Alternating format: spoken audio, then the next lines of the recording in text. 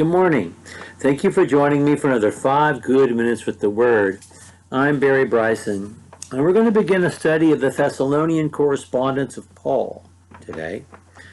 And we're going to, I hope you're going to really enjoy the study. I always love studying 1st and 2nd Thessalonians because they are written so in time period and time frame so close to Paul's having been there. I mean, literally just weeks after Paul was in Thessalonica, he writes 1st Thessalonians. And so it gives us a unique window into what he did when he planted a church, and what he did first when he planted a church as of primary importance, and what he taught as of primary importance when he planted a church, because he's only in Thessalonica a few weeks before he has to leave. So we really get a nice archaeological dig, so to speak. You know, we have a lot to uncover and unpack from 1st and 2nd Thessalonians, a lot to learn about essential faith and the primary truths that he shared to establish a congregation of God's people in a town before he had to move on. And so we're going to talk about that over the next several sessions. Today, what I like for us to do is go back to the book of Acts and look at the establishing of this church. And then during our next session, talk about the correspondence itself and talk about 1st and 2nd Thessalonians, introduce them. They were written close in time to each other. 2nd Thessalonians seems to be written in response to a question prompted by the first letter. And we'll talk about all that next time. But for right now, we're going to read from Acts 17. I know in our last session, when I told you what we were going to do next, I said read Acts 16. But it's actually the verses at the beginning of Acts 17 that concern the planting of the church at Thessalonica. The church at Thessalonica is one of the 3 congregations Paul established in Macedonia. And Paul is proud of the Macedonian churches, and I mean that in the best sense. He uses them as examples to other congregations, particularly those in Achaia. If you don't believe that, read 2 Corinthians chapter 8, and where he praises the Macedonian churches and how they are solid and how loving they are, and how they give beyond their means to help brothers and sisters at risk. And we see this in his correspondence with these congregations early in his career, like he does in the Thessalonian correspondence, and then later in his career as he's writing from prison when he writes to the Philippian congregation. So the congregations at Philippi, Thessalonica, and Berea are the 3 congregations in Macedonia he establishes in his brief time there.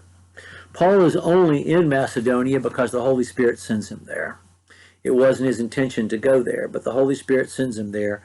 The passage, the vision he has at night, the dream, the Macedonian call, the man saying, come over and help us. And they go to Macedonia, and they're there for just a short time.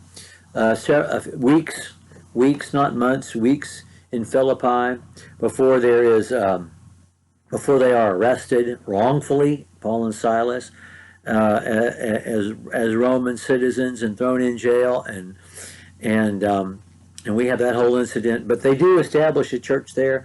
They convert Lydia, a Jewish lady who sells purple dyes and cloths dyed in the purple, high-end retail merchandise there in Philippi. They go from Philippi to Thessalonica, and they're there just a few weeks before the same kind of mob violence affects them, and they leave to go to Berea, and they're there an even shorter period of time in Berea. And then Paul finds himself in Athens, bounced out of Macedonia altogether after having been bounced around Macedonia like a ping pong ball. And he's not happy about it. He's really disturbed and upset, which is where we find him when we find him in Ephesus. And he writes about that in the Philippian correspondence, or the Thessalonian correspondence, excuse me. But this is what happened when he established the church in Thessalonica, Acts chapter 17, verses 1 through 9. We'll read that now. So when they had passed through Amphipolis and Apollonia, they came to Thessalonica, and there was a synagogue of the Jews there. Paul went in, as was his custom, and on 3 Sabbath days reasoned with them from the Scriptures. So he's there at least 3 weeks. And on 3 Sabbath days reasoned with them from the Scriptures, explaining and proving that it was necessary for the Messiah to suffer and to rise from the dead, and saying, this Jesus whom I proclaim to you is the Messiah. And some of them were persuaded and joined Paul and Silas, as did a great many of the devout Greeks and not a few of the leading women.